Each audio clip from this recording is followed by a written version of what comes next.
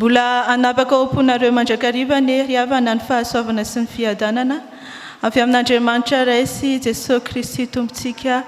Amen. Ny Eksodosy toko 3 ny 17 hatramin'ny 14 no ampitain'ny Tompo ny hafatra ho amintsika amin'ity anio ity. Ny bokin'ny Eksodosy moa riavana dia manambara fanafahana, mitantara ny fanafahana ny Zanak'Isiraely hiala ao amin'ny tany Egypta. Teto dia niseho tamin'ny Mosesy Jehovah Andriamanitra ary naniraka azy hanatanteraka izany famonjen'Andriamanitra izany. Inona moa riavana ny lohahevitra izay voisintsika amin'ity iray volana ity? Miorena amin'ny antson'ny Tompo. Ao anatin'izany dia misy resaka ny amin'ny fiantsoana. Ny fiantsoana riavana dia misy endriny roa. Ny antso amin'ny famonjena sy ny antso amin'ny fanompoana. Ny antso amin'ny famonjena dia ilay fiantsoana andray ny famonjena amin'ny alalan'i Jesosy Kristy. Ny antso amin'ny fanompoana kosa dia ilay fiantsoana anao ny asa fanompoana.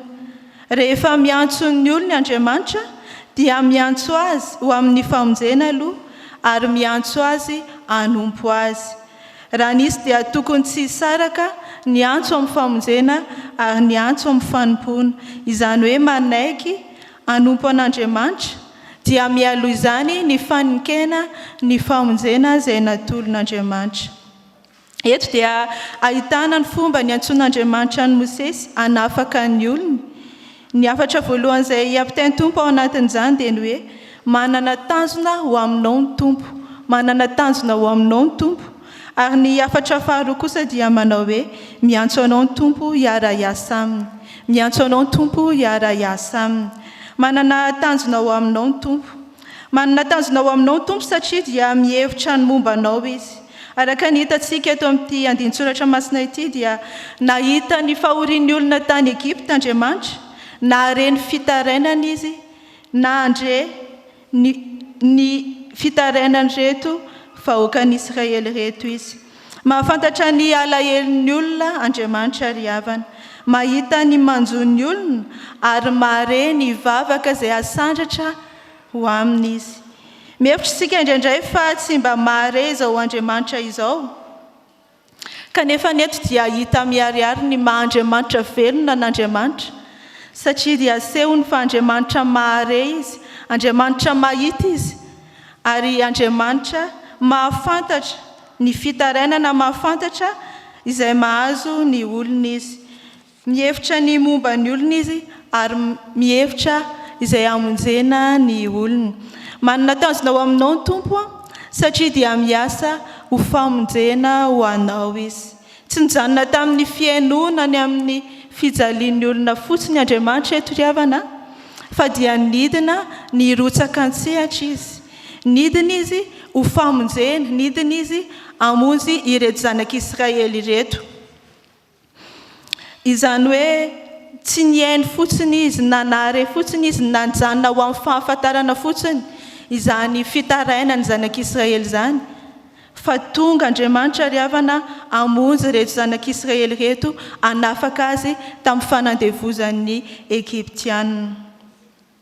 Dia ho antsika ihany koa riavana dia Andriamanitra tonga miasa midina miaraka amintsika. Andriamanitra mihitsy no efa tonga hiaraka amintsika hamonjy antsika raha mandre ny fitarainana, raha mahita ny fahoriana izay mahazo ny olona Andriamanitra. Manana tanjona ho aminao ny Tompo satria dia mahatanteraka ny teny fampanantenana izy. Andriamanitra matoky tokoa izy riavana satria dia efa nampanantenainy tamin'ny razamben'ny Israely dia i Abrahama, Isaka ary Jakoba izany fanekena ny hamonjena ny taranak'Israely izany. Marina amin'ny teny izy ary tonga mahatanteraka izany teny fampanantenana nataony tamin'ireo razamben'ny Israely izany. Eny izy tokoa ilay Andriamanitra tsy miova, Andriamanitra marina izy, ka tsy miova ny amin'ny fanekena izay efa nataony. Ary manana tanjona ho aminao ny Tompo satria dia te hanome fiainam-baovao anao izy. Eto ry havana dia mampanantena fiainam-baovao any Zanak'Isiraely Jehovah Andriamanitra. Raha tonga izy hamonjy ny Zanak'Isiraely dia mampanantena fiainam-baovao hitondra azy ho any amin'ny tany soa. Ireto Zanak'Isiraely izay efa nandevozona tamin'ny taona maro, niaina fijaliana, nanompo ny Farao, dia tonga Andriamanitra ry havana hamonjy azy ary hitondra azy ho any amin'ny tany tondra-dronono sy ny tantely. Eto Andriamanitra dia miantso reto Zanak'Isiraely mba hanana fiainana vaovao ao amin'ny Tompo, fiainana tao anaty fanandevozana tao amin'Andriamanitra ho amin'ny fiainana miaina ao anatin'ny fahafahana. Ny tanjon'Andriamanitra zany ry havana dia ny hamonjy ireto Zanak'Isiraely reto, hanafaka azy hitondra azy ho amin'ny fiainana vaovao. Dia izany ihany koa ry havana ny tanjon'ny Tompo aminao, ny hamonjy anao, ny hanafaka anao amin'ny olana izay misy eo aminao, satria dia Andriamanitra mandresy mahita ka miasa hamonjy ny olona izy. Eto ihany koa dia mampiseho ny endrik'ilay famonjen'i Jesosy Kristy. Ny famonjen'i Jesosy Kristy ry havana izay Andriamanitra velona mihitsy no tonga niara-monina tamintsika ka nanafaka antsika tamin'ny fanandevozan'ny ota. Ary rehefa afaka tamin'ny fanandevozan'ny ota izany tsika dia tonga olon'Andriamanitra ka miaina ao anatin'ilay fiainam-baovao. Dia izany mihitsy ty fiainana izay atolotr'Andriamanitra ho an'ireto Zanak'Isiraely reto, fiainana tao anatin'ny fanandevozana ka mitondra azy ho amin'ny fanafana, mitondra azy ho amin'ny fiainana vaovao, fiainana miara-monina amin'Andriamanitra, fiainana miara-dalana amin'Andriamanitra. Dia izany koa ry havana no tian'Andriamanitra ho atao aminao anio.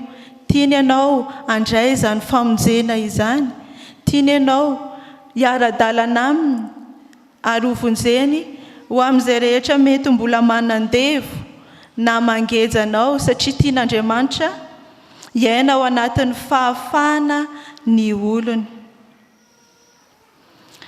Miantso anao ny Tompo hiara-hiasa aminy. Izay no hafatra manaraka izay ampitain'ny Tompo amintsika. Miantso anao ny Tompo hiara-hiasa aminy. Eto dia Mosesy no nantsoin'Andriamanitra, nirahin'Andriamanitra ho any amin'ny Farao hitondra ny Zanak'Isiraely hivoaka ho any amin'ny tany Ekipta. Ny Tompo mihitsy no niantso an'i Mosesy hiara-hiasa aminy. Araka ny efa hitantsika teo dia ilay hoe planin'Andriamanitra mihitsy ny hamonjena ny Zanak'Isiraely, ary Mosesy dia nofidiana hahatanteraka an'izany planin'Andriamanitra izany. Mametraka ny fanontaniany Mosesy hoe fa iza moa ao no any amin'ny Farao hitondra ny Zanak'Isiraely hivoaka ny tany Ekipta. Mosesy ry havana izay tsy hita izay tena maha-izy azy. Azo lazainao tahaka ny hoe tsy manana ny identité any mazava izy, satria dia notaizaina 40 taona tao amin'ny lapan'ny Farao izy, kanefa izy dia taranak'Israely. Ary nandeha nitsaoka tany anefitra nandritra ny 30 taona, ary avy eo indray izy niaina tamin'ny fiarahamonina hafa indray, nanorina tokantrano tamin'ny fiarahamonina hafa indray. Izany hoe tsy tena hita mazava izay tena maha-izy azy, tsy fantany izay tena maha-izy azy. Raha niala tany Ekipta moa izy dia namono olona no nialany tany Ekipta, nitsoany niala tany Ekipta. Izany hoe olona azo lazaina hoe mpamono olona izy, namono olona izy, olona enjehina tany Ekipta izy, kanefa izy no nantsoin'Andriamanitra hiverina ho any Ekipta hamonjy ny Zanak'Israely. Fa ahoana kosa no navalin'Andriamanitra azy? Navalin'Andriamanitra azy dia hoe ombanao tokoa aho. Azo ambara ihany koa hoe miaraka aminao aho. Andriamanitra mihitsy ry havana no miara-dalana aminy, miaraka aminy, anatanteraka ny asa izay anirahan'Andriamanitra azy. Raha mitady olona hiara-hiasa aminy ny Tompo ry havana dia fitaovana fotsiny ihany ny olona fa Andriamanitra mihitsy no miaraka aminazy mahatanteraka ny asa izay ampanirana azy araka ny fanentanana izay nataon'ny solitenan'ny komito amin'ny fisotro-dronono teo dia hoe fitaovana fotsiny ihany isika fa Andriamanitra no miasa ka mety isika ho fitaovana anaiko fitaovana ampiasain'Andriamanitra amonjena ny hafa anaiko fitaovana ampiasain'Andriamanitra anompo ny hafa fa matetika dia mametraka fanontaniana lava Mosesy inona no lazaiko raha manontany ny anaranao izy eto Andriamanitra dia maneho ny maha izy azy amin'ny olona izay antsony manambara ny tenany izy dia izy izay atrehatreka ho mandrakizay izy ilay Andriamanitra eo amin'ny fotoana rehetra ary Andriamanitra manerana izao rehetra izao efa nisy hatrizay izy ary misy ho mandrakizay Andriamanitra dia tsy voafetra ry havana ary izay no maha Andriamanitra azy tsy voafetra antsika ny maha izy azy an'Andriamanitra fa izy ilay efa hatrizay ary ho mandrakizay Andriamanitra dia mampafantatra ny tenany ary mampatsiahy amin'ny olona ny amin'ny fisiny mampatsiahy amin'ny olona ny amin'ny maha Andriamanitra azy Andriamanitra tsy mba manadino tokoa izy fa isika olombelona indraindray no manadino azy tsy mahatsiaro hoe tokoa moa mbola eo Andriamanitra moa misy Andriamanitra fa eto izy ry havana dia mampatsiahy hatrany ny maha Andriamanitra azy tokoa ry havana izay no matetika olana eo amin'ny fiarahamonina dia ny tsy fahafantaran'ny taranaka ny fisian'Andriamanitra indraindray adintsika ray aman-dreny ny mampafantatra ny zanaka ny fisiny ho Andriamanitra io tovariana mamerina ny zanaka ny amin'ny ara-tsaina sy ny ara-batana ihany fa tena takiana amintsika ihany koa ray aman-dreny ny fanabeazana ny zanaka ny amin'ny ara-panahy mba hampatsiahivantsika mandrakariva ny amin'ny fisian'Andriamanitra hampatsiahivantsika amin'ny taranaka faramandimby ny amin'ny famonjen'Andriamanitra satria teto dia tsy natsiaro ny amin'izao fisian'Andriamanitra izao ny Zanak'Isiraely rehefa niaina taona maro tany Egipta ka tsy nahatsiaro hoe tokoa moa misy ilay Andriamanitra izay efa nivavahan'ireo razambe antsika dia tsy Mosesy ihany ry havana no matetika rehefa antsona tsy Mosesy ihany no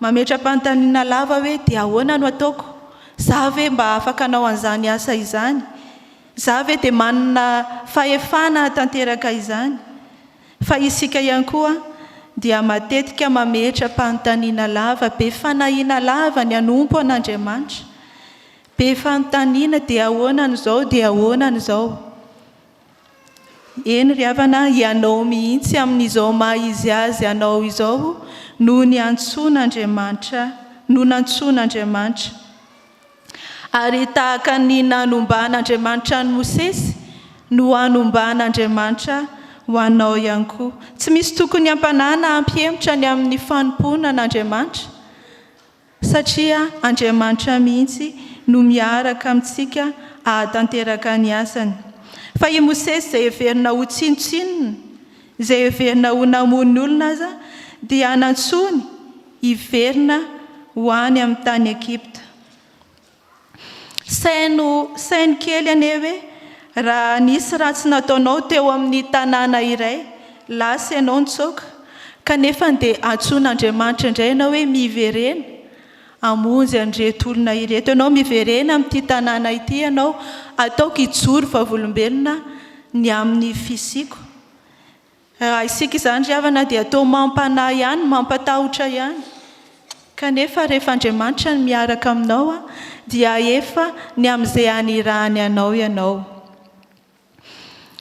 raha araka ny lazaintsika tamboalohany teo dia hoe misy roa ny antso dia eto dia i Mosesy mihitsy aloha ny tian'Andriamanitra ho vonjena i Mosesy mihitsy aloha amin'ny maha izy azy io amin'ilay olana marobe izay hatrehany no tian'Andriamanitra ho vonjena afana ny amin'izay olana natrehan'izay ary rehefa nandray izany famonjen'Andriamanitra izany fanafana avy amin'Andriamanitra izany izy dia nirahin'Andriamanitra anatanteraka ny asany. Mosesy no vonjeny voalohany ary manaraka izany ny Zanak'Isiraely. Mosesy izay tsy nanana maha-izy azy araka ny lazaina teo. Manomboka eo amin'ny fotoana iantson'Andriamanitra anao dia tsarovy fa mamonjy anao izy, hitondra anao miakatra izy ary ho any amin'ny tany soa ianao. Rehefa manaiky ny antsony ianao dia ho avitra manaraka an'izay koa ny firenenao, ho avitra manaraka an'izay ny ankohonanao. Te ampijoranao amin'ny maha-izy azy anao Jehovah ry havana, tsy izao toerana misy anao zao fa toerana tsara kokoa no ampanantenain'Andriamanitra anao raha manaiky izany antson'Andriamanitra izany anao. Andriamanitra no momba azy na hoe miaraka aminy, Andriamanitra no ny ara-dalana aminy, dia toy izay ihany koa ny ho tanteran'Andriamanitra ao aminao. Raha mandray ny famonjena ianao dia fitaovana amonjena ny hafa, fitaovana ampiasain'ny Tompo ianao ho famonjena ny hafa. Rehefa manaiky izany antso amin'ny famonjena izany dia manaraka ho azy ny antso ho amin'ny fanompona. Rehefa resy lahatra ny amin'ny famonjena Jesosy Kristy dia resy lahatra ny hanompo azy ny aminao manontolo. Toy ny amin'ny Zakaiosy izay efa fantatsika ny tantarany. Rehefa nibebaka Zakaiosy dia nibebaka nanaraka an'izay koa ny fananany rehetra. Nanaraka ho azy ny fanompony an'Andriamanitra rehefa mibebaka nanolo-tena ho an'Andriamanitra izy. Maro ny olona ry havana izay maika manao ny asa fanompona kanefa tsy mandray izany famonjena izany. Tsy te handray ny famonjena, tsy te hiaina ao anatin'ny fahafahana, fa te hiseho amin'ny asa fanompona ivelany fotsiny ihany. Koa ny tanjon'ny Tompo aminao dia ny amonjeny anao ary ny anekenao hiara-iasa aminy, toy ny nataony tamin'ny Mosesy. Tsarovy fa matoy ianao mbola mare izao antson'Andriamanitra izao dia fantaro fa tianao Andriamanitra, mamindra fony amin'ny lasanao rehetra izy ary te hanome fiainam-baovao anao izy. Natsoiny Tompo ihany koa ianao hitaona ny hafa ho olom-baovao ao aminy, koa hiaino ary izany fiainana amin'ny maha olom-bao antso anao izany. Ho an'Andriamanitra irery ny voninahitra, fa ho amintsika kosa ny fanahy masina ahafahantsika mandray izany teny izany. Amen.